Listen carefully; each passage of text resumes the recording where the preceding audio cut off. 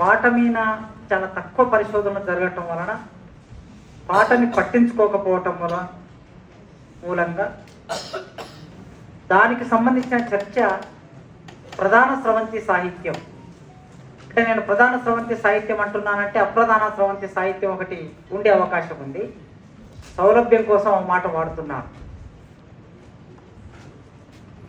ఎందుకు పాట మీద విశ్లేషణ జరగకపోవటం, విమర్శ రాకపోవటం, పరిశోధన జరగకపోవటం ఉండింది అని చూసినప్పుడు, పాట రాసిన వాళ్ళందరూ లేదా పాటను అల్లిన వాళ్ళు ఎక్కువ మంది ఉత్పత్తి వర్గాల నుంచి వచ్చిన వాళ్ళు, ఉత్పత్తి కులాల నుంచి వచ్చిన వాళ్ళు ఎక్కువ మంది.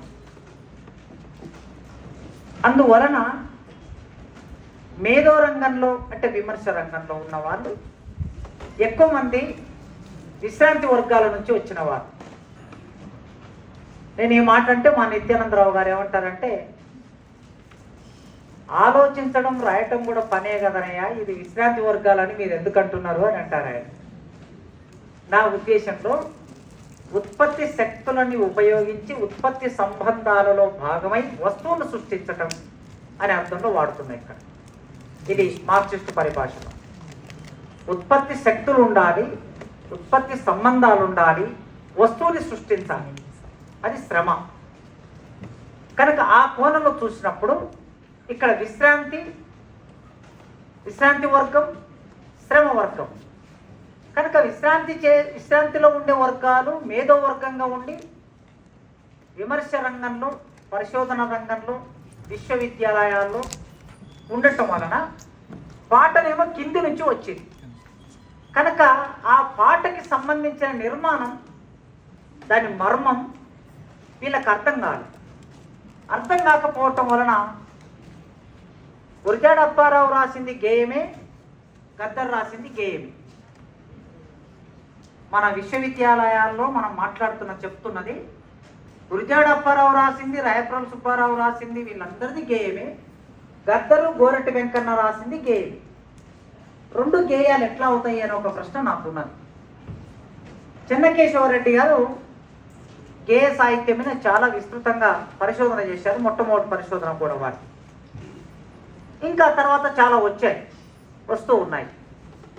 ఈ విభజన రేఖని, పాటకి గేయానికి ఉన్న విభజన రేఖని మనం గీస్తే పాట గురించి మాట్లాడుకోవడం సులభం అవుతుంది. పాటలో కవిత్వం ఉంటుందా? చాలా సింపుల్గా మనం కవులు, గాయకులు అంటున్నాం. గోరెటి వెంకన్న గాయకుడు అంటున్నాం, సిద్ధారెడ్డి గారు కవి అంటున్నాం, లేకపోతే కె శివారెడ్డి గారు కవి అంటున్నాం, గద్దరు గాయకుడు అంటున్నాం, వరవర్రావు కవి అంటున్నాం, వాగ్గేయకారుడు. ఈ మధ్యకాలంలో వాగ్గేయకారుడు బాగా పాపులర్ అయింది. సరే, వాగ్గేయకారుడు అనే మాట కేవి రమణారెడ్డి గారు ఈ ఉద్యమాలు వచ్చిన తర్వాత ఉద్యమ కవిత్వం, ఉద్యమ పాట రాసినటువంటి వాళ్ళని ఉద్దేశించి వాగ్గేయ కవులు అనేది ఆయన ఒక చిన్న పుస్తకం రాశారు చాలా ఏళ్ల కింద. కనుక ఇక్కడ పాట రాసిన కవికి, వచన కవిత రాసిన కవికి ఒకే ప్రాధాన్యత ఎందుకు లేదు అనే ప్రశ్న వేసుకొని కాస్త నేను ఆలోచించడం మొదలుపెట్టాను ఒక 15 ఏళ్ల నుంచి. ఇట్లా ఆలోచించినప్పుడు పాటలో కవితాంశం ఉందా లేదా? ఉంది. కవిత్వం లేకుండా పాట నిర్మాణం కాదు. దీనికి ఛందశాస్త్రము, అలంకార శాస్త్రము ఈ విషయాన్ని చెప్పడానికి అవసరం కూడా లేదు. మన మౌఖిక రూపం, మొట్టమొదటి సాహిత్య వ్యక్తీకరణ మౌఖిక రూపం అయితే, అక్షరం పుట్టకముందు, లిపి ఏర్పడకముందు పాట ఉంది కదా. పదంబాడు అంటారు, పాటబాడు అంటారు. పదంబాడు అంటే పాటబాడు అని అర్థం. అది కోతల్లో, నాట్లల్లో, మోతల్లో, ఇసురాయిల్లో ఒక్కొక్క సందర్భంలో ఈ పాట పుట్టింది. పాట మౌఖికంగా పుట్టిన ఈ పాట, చదువురాని వాళ్ళు సృష్టించిన ఈ పాటలో కవిత్వం లేదా? దీన్ని విశ్లేషించే ప్రయత్నం ఎంత మేరకు జరిగింది? ఒక వచన కవి తీసుకొని వచన కవిలో ఉండే భావచిత్రాలు ఎన్ని భావచిత్రాలు వాడాడు, ఎంత ప్రతీకాత్మకంగా రాశాడు, ఎన్ని ఉపమానాలు వాడాడు, ఇదంతా మనం చెప్తున్నాం కదా. ఒక అట్లా విశ్లేషించవచ్చా? విశ్లేషించవచ్చు. లేదా ఒక కవి రాసిన ఒక పాటను తీసుకొని విశ్లేషించవచ్చా అంటే విశ్లేషించవచ్చు. అందుకోసమే వచన కవితలో కవితాంశం ఎంత ఉందో పాట కవితలో కూడా కవితాంశ అంతే ఉంది. ఆ మాటకు వస్తే పాటనే మొదటి కవితా రూపం, పద్యం కన్నా మొదటి కవితా రూపం పాటనే. పద్యం మొదలు పుట్టలే, లక్ష్మణరావు గారు చెప్పాలి, పద్యం మొదలు పుట్టలే, పాటనే మొదలు పుట్టేది. మరి పాట మొదలు పుట్టిన తర్వాత సౌలభ్యం కోసం పద్యం వచ్చింది, ఆ తర్వాతి సౌలభ్యం కోసం గేయం వచ్చింది, ఆ తర్వాతి సౌలభ్యం కోసం వచన కవిత వచ్చింది. కానీ మొదలు పుట్టిన పాటను వదిలేసి ఈ మిగతా వాటికి అకాడమిక్స్లో చాలా ప్రాధాన్యత వచ్చింది. అందుకే వీటికి ప్రాధాన్యత వచ్చింది కనుక ఈ ప్రాధాన్యతను తీసేసి పాట ప్రాధాన్యత తీసుకురావాలని నా ఉద్దేశం కాదు. పాటకి కూడా తగు ప్రాధాన్యతని మనం తీసుకురావాలి, పాటకి కూడా తగిన ప్రాధాన్యతని మనం ఇవ్వాలి. ఇవ్వడానికి సంబంధించి కొంత చర్చని ఎక్కడో ఒక దగ్గర మొదలు పెడితే కొన్నాళ్ళకైనా దానికి లాజికల్ ముగింపు వస్తుంది. అందుకోసమే నా ఇంటి ముందాల ఎద్దుల్ల కొట్టములో గజ్జల్ల మంచములో పక్కన్న బాలుడు క్యావు అనకుండా వచ్చన్న ఓరా ఓ మాది అన్న. ఇందులో కవిత్వం ఉందా లేదా?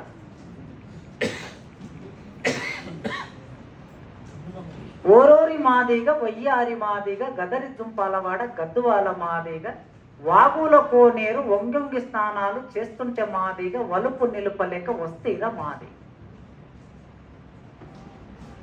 నీ వీణ ప్రేమతో వచ్చాను, రమ్మని చెప్పింది. ఎక్కడికి రమ్మన్నది?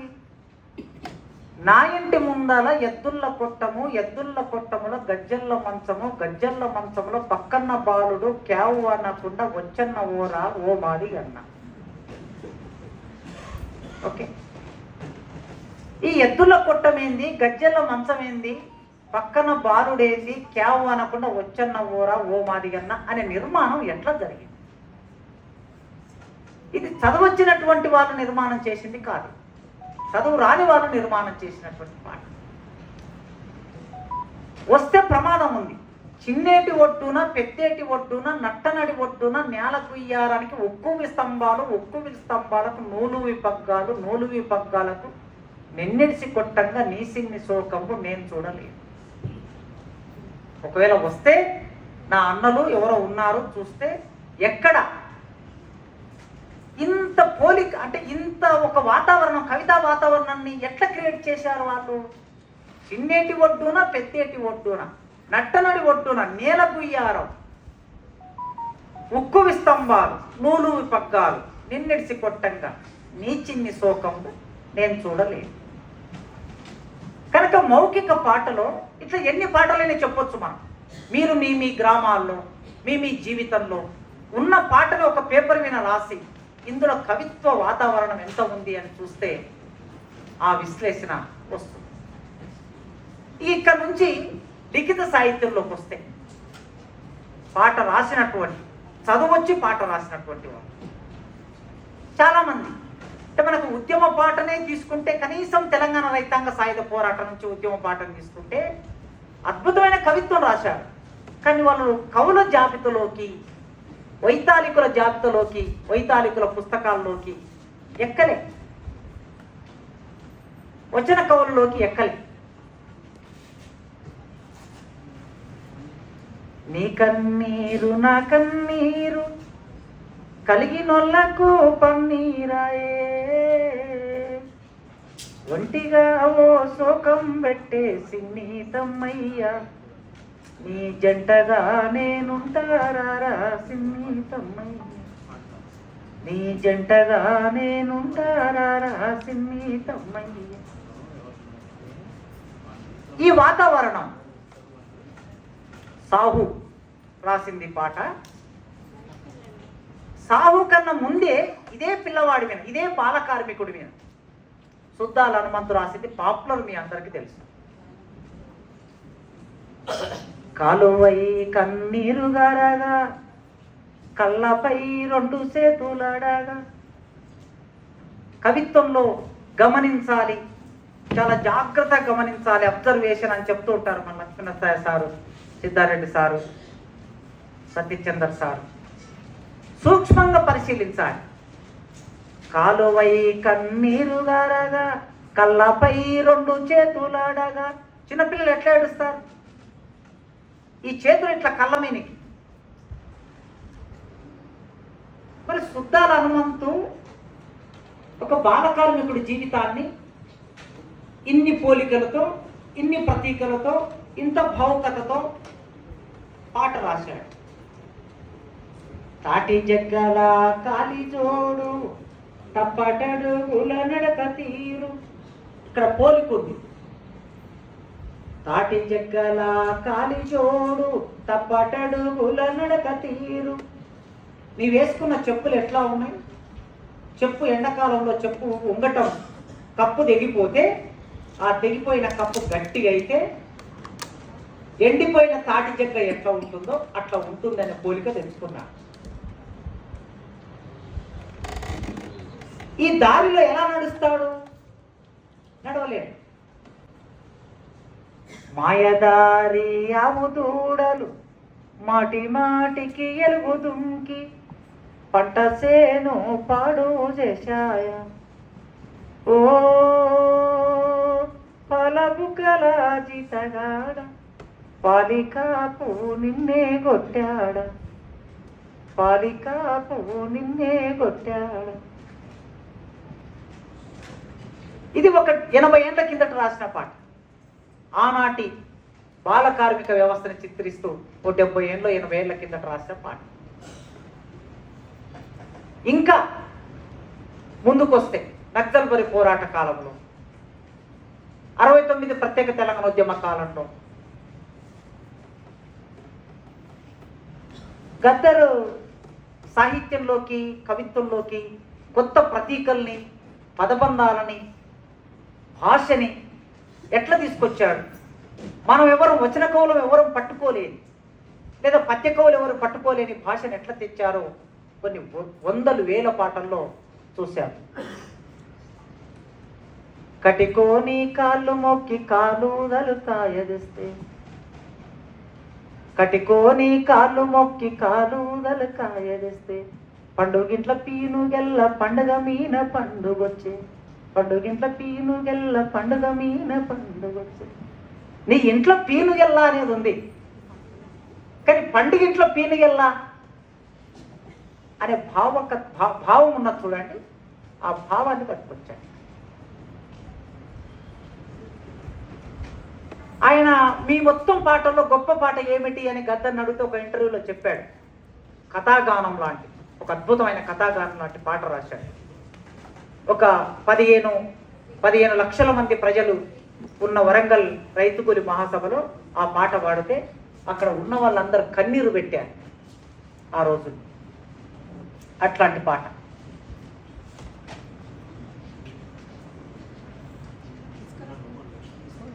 ఒక పండుగ, ఒక బతుకమ్మ పండుగ, ఒక దసరా పండుగ, లేదా ఒక ఆవు, ఒక దూడ, వీటన్నిటి ప్రతీకలు తీసుకున్నాడు.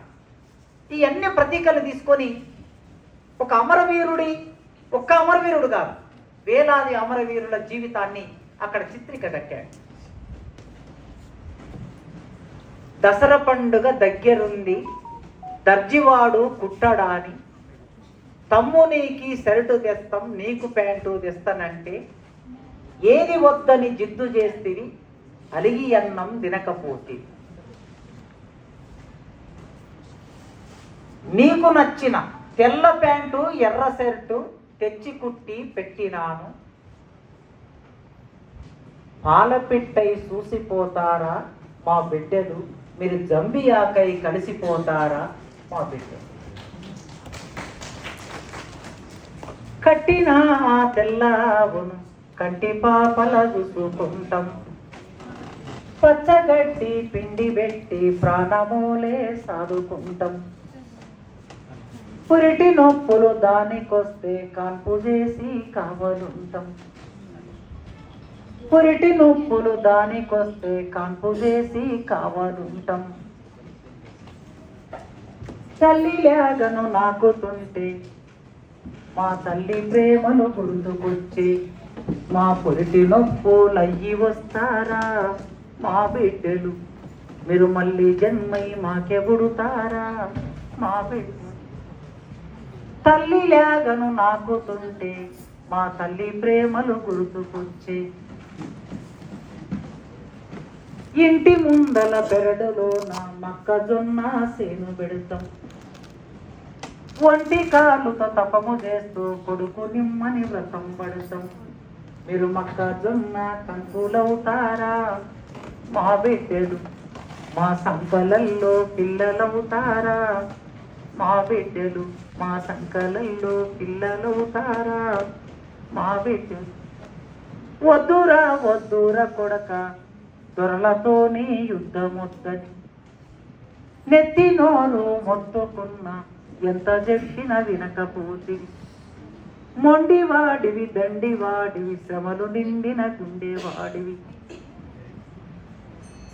మొండివాడివి దండివాడివి శ్రమలు నిండిన గుండెవాడివి, మీ నెత్తుటి జెండా నిచ్చిపోతారా మా బిడ్డలు, మేమెత్తుకుంటే మురిసిపోతారా మా బిడ్డలు, మేమెత్తుకుంటే మురిసిపోతారా.